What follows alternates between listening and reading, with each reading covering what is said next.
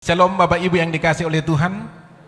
Saya menyapa Bapak Ibu yang boleh hadir bersama-sama di ruang ibadah di tempat ini. Demikian juga yang menyaksikan melalui siaran langsung dari channel YouTube GB Tarutung Kota maupun dari fanpage GB Tarutung Kota maupun dari siaran radio.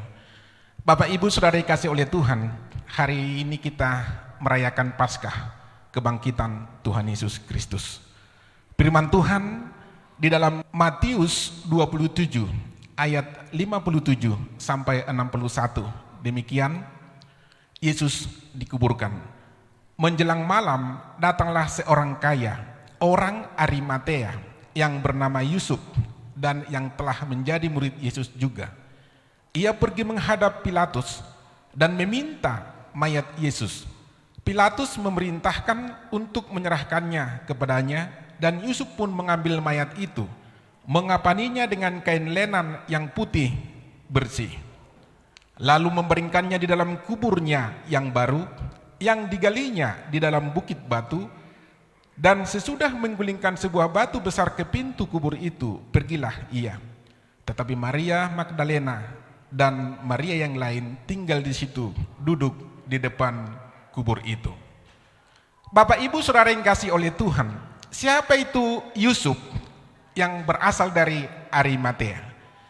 Dikisahkan di dalam Alkitab bahwa Yusuf ini adalah seorang kaya, berasal dari kota Ramlah atau kota Rama, sejauh lebih kurang 20 km dari sebelah tenggara Tel Aviv atau 8 km dari kota Yerusalem.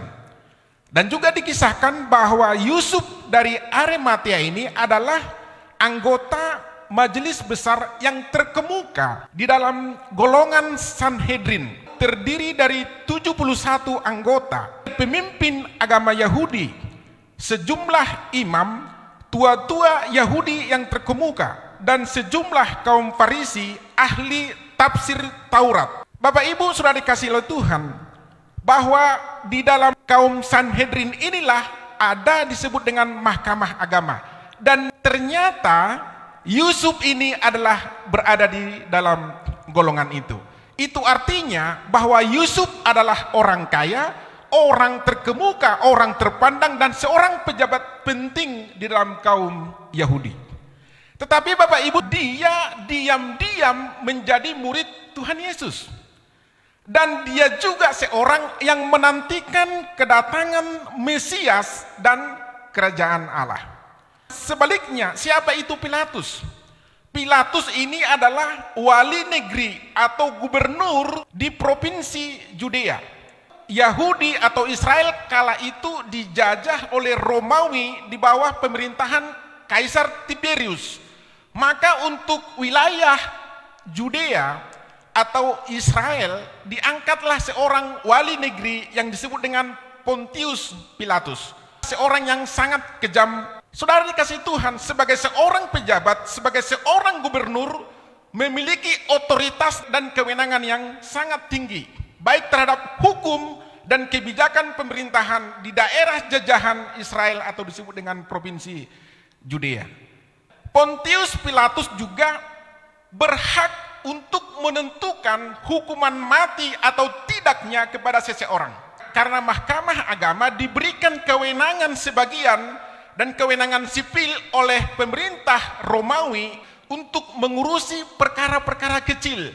Tetapi untuk menjatuhkan hukuman mati, maka itu harus dibawa kepada pengadilan di bawah Pontius Pilatus.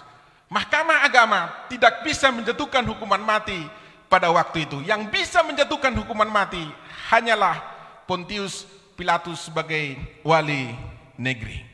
Ketika Yesus diperhadapkan di pengadilan Pilatus, ada 3 tuduhan yang dialamatkan oleh mahkamah agama kepada Yesus. Yang pertama, menyesatkan rakyat.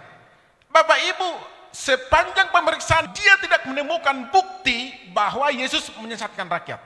Kemudian tuduhan yang kedua, melarang orang untuk membayar pajak. Tuduhan yang kedua pun tidak bisa dibuktikan oleh mahkamah agama. Dan kemudian tuduhan yang ketiga adalah menyebut dirinya sebagai raja. Bapak Ibu, Pontius Pilatus bertanya kepada Yesus, apakah engkau seorang raja? Maka Yesus berkata, seperti yang engkau katakan itu. Bahwa maksud daripada Mahkamah Agama menuduh Yesus sebagai raja adalah secara politik. Bapak Ibu, ini hal yang sensitif. Bapak Ibu tahu bahwa pada waktu itu yang berkuasa adalah pemerintahan Roma, Kaisar Roma di Yahudi. Kalau ada orang yang menyebut dirinya raja, maka orang itu akan disebut sebagai supersib atau ingin menggulingkan kekuasaan raja atau kaisar. Tapi Bapak Ibu saudara kasih Tuhan, Yesus tidak pernah menyebut dirinya sebagai raja secara politik.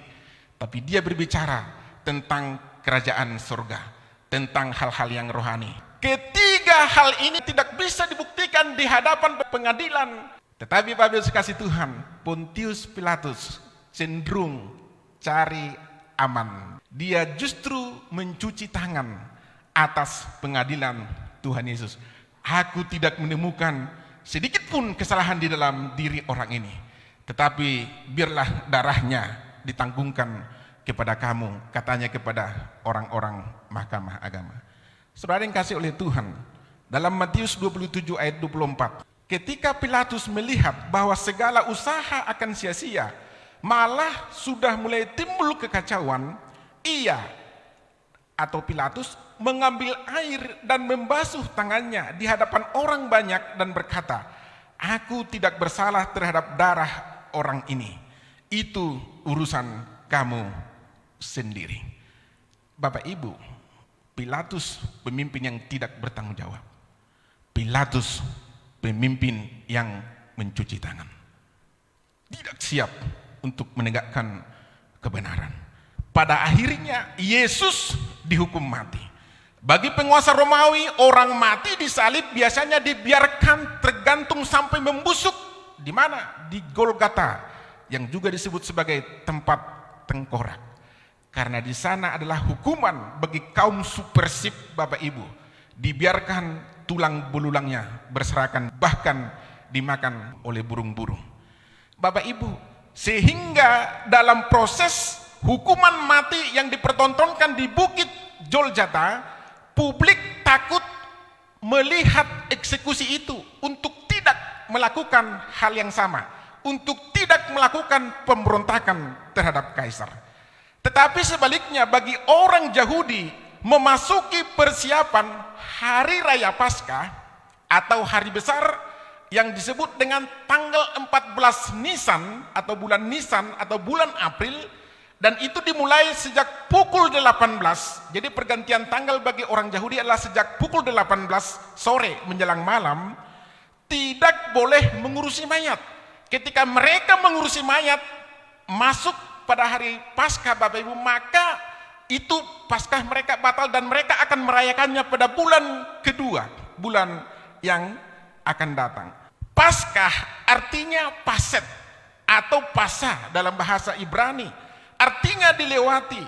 Upacara penyembelihan anak domba jantan yang berumur 1 tahun dan yang tidak bercacat, dan darahnya diolesi di ambang pintu sehingga malapetaka tidak menimpa seisi rumah itu. Itu di dalam Keluaran 12 ayat 1 sampai dengan 20, bagaimana prosesnya orang Israel keluar dari tanah Mesir Bapak Ibu.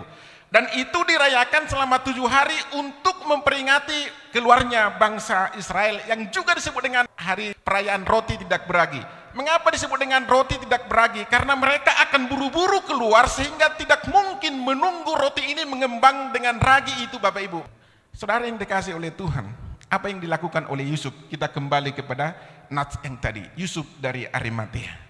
Yang pertama, dia berani gunakan potensi dan sumber daya yang ada pada dirinya. Pada waktu itu Bapak Ibu tahu, murid-muridnya ketakutan. Mereka bersembunyi, apalagi untuk menghadap Gubernur Pontius Pilatus yang sangat kejam. Itu sesuatu hal yang sangat sulit. Tetapi Yusuf, orang Arimatea, orang kaya, pejabat tinggi ini mempertaruhkan reputasi, mempertaruhkan posisinya Bapak Ibu. Dia menghadap kepada Pontius Pilatus. Setelah Pontius Pilatus memastikan Yesus sudah mati, maka dia mengizinkan. Dalam Matius 27 ayat 58, ia pergi menghadap Pontius Pilatus dan meminta mayat Yesus. Pilatus memerintahkan untuk menyerahkannya kepadanya. Kita juga harus belajar seperti Yusuf dari Arimatea.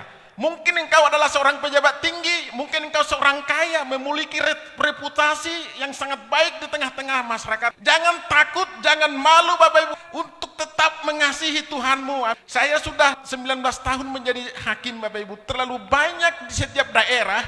Saya selalu memimpin kegiatan Bapak Ibu, baik kegiatan Okumene, Muda dari Sidimpuan, demikian juga Bapak Ibu ketika saya pindah ke Deli Serdang, Ketua Umum Natal Okumene, di Kota Medan Ketua Umum Pasca Okumene. Saya lakukan itu karena saya mengasihi Tuhan. Sebagai seorang hakim, saya memiliki banyak kesibukan untuk melakukan persidangan. Tapi saya mau belajar untuk membagi sebagian dari waktu saya untuk mengurusi kegiatan ini, termasuk ketika saya ada bersama-sama dengan Bapak Ibu waktu kita ibadah di Gedung Nasional. Gembala kita mengangkat saya sebagai wakil gembala Bapak Ibu, dan bahkan mengangkat saya menjadi ketua pembangunan gereja ini. Pak Gembala mengatakan sampai hari ini katanya saya masih ketua pembangunan. Bukan hanya ketua pembangunan secara fisik, tapi juga semacam mental, rohani dan lain sebagainya. Bapak Ibu kasih Tuhan, sulit, benar sulit.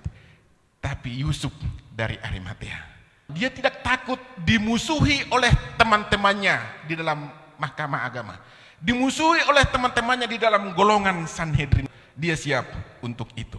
Kemudian yang kedua, apa yang dilakukan oleh Yusuf dari Arimatea? Dia bisa kerjasama. Yusuf bersama dengan Nikodemus menurunkan mayat Yesus dari salib. Siapa itu Nikodemus? Yohanes 19 ayat 39, juga Nikodemus datang ke situ. Dialah yang mula-mula datang pada waktu malam kepada Yesus. Ia membawa campuran minyak mur dengan minyak gaharu, kira-kira 50 kati beratnya. Satu kati itu setengah kilogram. 50 kati sama dengan 25 kilogram. Harga minyak gaharu itu sangat mahal, bisa ratusan juta rupiah per kilogram. Jadi kalau 25 kilogram Bapak Ibu dikali 100 juta itu sudah 2,5 miliar. Suatu malam Nikodemus datang menghadap kepada Yesus. Mengapa malam hari dia datang? Karena dia juga orang Farisi, karena dia juga dari golongan Sanhedrin, karena dia juga orang kaya. Sehingga untuk menghindari publikasi dari orang banyak, dia datang menjumpai Yesus. Guru, apa yang harus aku lakukan supaya aku selamat? Yesus berkata, engkau harus dilahirkan kembali. Dia berkata, bagaimana mungkin aku dilahirkan kembali? Apakah aku harus masuk ke dalam rahim ibuku? Yesus berkata, engkau harus dilahirkan dari air dan roh. Dan selanjutnya Yesus berkata, karena begitu besar kasih Allah akan dunia ini, sehingga ia mengaruniakan anak yang tunggal, sehingga setiap orang yang percaya tidak binasa, melainkan beroleh hidup yang kekal. Ketika Nikodemus mendengarkan perkataan Yesus ini, maka Nikodemus juga diam-diam menjadi murid Yesus, sama dengan Yusuf dari Arimatea. Maka Yusuf Arimatea mengajak Nikodemus untuk menurunkan mayat Yesus. Bapak Ibu kasih Tuhan, kita pun harus bisa bekerja sama. Kita melayani di gereja ini, Bapak Gembala melayani di gereja ini, kita harus bisa bekerja sama dengan banyak pihak. Kerjasama dengan pemerintah, kerjasama dengan organisasi ataupun gereja lain, kerjasama dengan stakeholder yang lain. Kita tidak bisa berjalan sendirian. Kemudian yang ketiga, Yusuf Arimatea memberikan penghormatan dan penghargaan yang tulus kepada Tuhannya. Saudara, diceritakan bahwa Yusuf dari Arimatea bersama dengan Nikodemus mengapani mayat Yesus dengan kain lenan putih bersih, membubuhi rempah-rempah yang biasa dipergunakan oleh imam ataupun raja-raja, dan harganya sangat mahal. Yohanes 19 ayat 40, mereka mengambil mayat Yesus, mengapaninya dengan kain lenan dan membubuhinya dengan rempah-rempah menurut adat orang Yahudi bila menguburkan mayat. Saudara yang dikasih oleh Tuhan, Yesus dihukum mati sebagai penjahat besar, sebagai supersib. Tetapi dalam hal pemakamannya, Yusuf dari Arimatea bersama dengan Nikodemus memperlakukan pemakaman Yesus sebagai pemakaman seorang yang terhormat. Kita pun dalam suasana Paskah ini, kita layak memberikan penghormatan dan penghargaan yang tulus kepada Tuhan kita. Amin. Apapun pekerjaan kita, apapun usaha kita, dimanapun kita berada, Bapak Ibu, berikanlah penghormatan yang tulus kepada Tuhanmu. Dan yang terakhir sekali, Bapak Ibu, mengutamakan Tuhan. Saudara ini kasih oleh Tuhan, Matius 27 ayat 60, lalu membaringkannya di dalam kuburnya yang baru, yang digalinya di dalam bukit batu, dan sesudah menggulingkan sebuah batu besar ke pintu kubur itu, pergilah ia. Saudara yang kasih oleh Tuhan, Yusuf Arimatea membaringkan mayat Yesus di dalam kubur yang baru digali di bukit batu di Yerusalem. Kubur yang baru digali itu harganya mahal, karena untuk menggalinya butuh tenaga dan butuh dana yang besar. Dan disebutkan kubur itu adalah kubur yang baru. Mengapa disebut kubur yang baru? Karena pada masa itu, satu lubang kubur bisa dipakai berulang-ulang. Bagaimana kisahnya kok bisa berulang-ulang? Dimasukkan mayat ke dalam, setelah membusuk, maka tulang belulangnya dikeluarkan, dimasukkan ke dalam peti ossuary untuk dimakamkan kembali. Maka seharusnya kubur baru itu dipergunakan untuk Yusuf Arimatea. Di Jawa ada namanya pekuburan Santiago Hill, harganya ratusan juta rupiah. Jadi sebelum dia mati, dia sudah mempersiapkan kuburannya. Tapi ketika Yesus, Bapak Ibu, mati, maka kubur itu dipergunakan untuk pemakaman Tuhan Yesus. Bapak Ibu, utamakanlah Tuhan dalam kehidupanmu. Amin. Ketika itu kita lakukan, Bapak Ibu, maka kehidupan kita akan diberkati. Yusuf dari Arimatea mengambil langkah iman. Dia hadir bukan pada saat puncak di mana Yesus lagi mewah. Apa sih yang diharapkan oleh Yusuf? Apakah dia mengharapkan pembalasan dari mayat? Tidak. Apakah dia mengharapkan imbalan dari mayat? Tidak. Apakah dia mengharapkan imbalan dari murid-murid Tuhan Yesus? Tidak. Murid-muridnya semua lari, ketakutan, bersembunyi. Bapak Ibu, dengan kondisi yang demikian, ternyata Yusuf Arimatea dengan kasih yang luar biasa kepada Tuhannya, kepada gurunya, dia mengurusi mayat ini. Dan ingat, dia mempertaruhkan reputasi, dia mempertaruhkan jabatannya, dia mempertaruhkan kedudukannya kepada Pilatus, kepada teman-temannya sesama pejabat di golongan Sanhedrin ataupun di mahkamah agama. Sekali lagi Bapak Ibu kasih Tuhan, dalam suasana Paskah ini Bapak Ibu, kita harus belajar dari Yusuf Arimatea. Dan mengapa Yusuf Arimatea mau melakukan itu? Karena dia meyakini perkataan Yesus bahwa dia akan bangkit kembali. Dan benar, pada hari yang ketiga Yesus bangkit, Bapak Ibu, mengalahkan maut. Ini suasana Paskah. Paskah berbicara tentang pembebasan. Paskah berbicara tentang kelepasan. Paskah berbicara tentang kemerdekaan. Mungkin hari-hari ini kau sedang terikat sakit penyakit. Mungkin hari-hari ini kau sedang terikat persoalan ekonomi, persoalan bisnis, persoalan rumah tangga. Mungkin hari-hari ini kau tidak sakit secara fisik, tapi secara rohani engkau sakit. Engkau berdiri di persimpangan jalan. Mungkin engkau tidak menemukan solusi. Engkau cerita kepada orang lain, justru ceritanya semakin susah dan semakin pelik. Ingat suasana Paskah ini Bapak Ibu, Paskah kasih Tuhan yang membebaskan kita. Belajarlah dari Yusuf Arimatea. Sekali lagi saudara kasih Tuhan, murid sejati Yusuf dari Arimatea berani mempergunakan potensi dan sumber daya yang ada untuk mengasihi Tuhan. Bisa bekerja sama dan memiliki pengaruh. Kemudian memberikan penghargaan yang tulus kepada Tuhannya dan mengutamakan Tuhan dalam kehidupannya. Saya akan percaya Bapak Ibu yang mendengarkan firman Tuhan, baik secara online maupun offline, Bapak Ibu diberkati oleh Tuhan.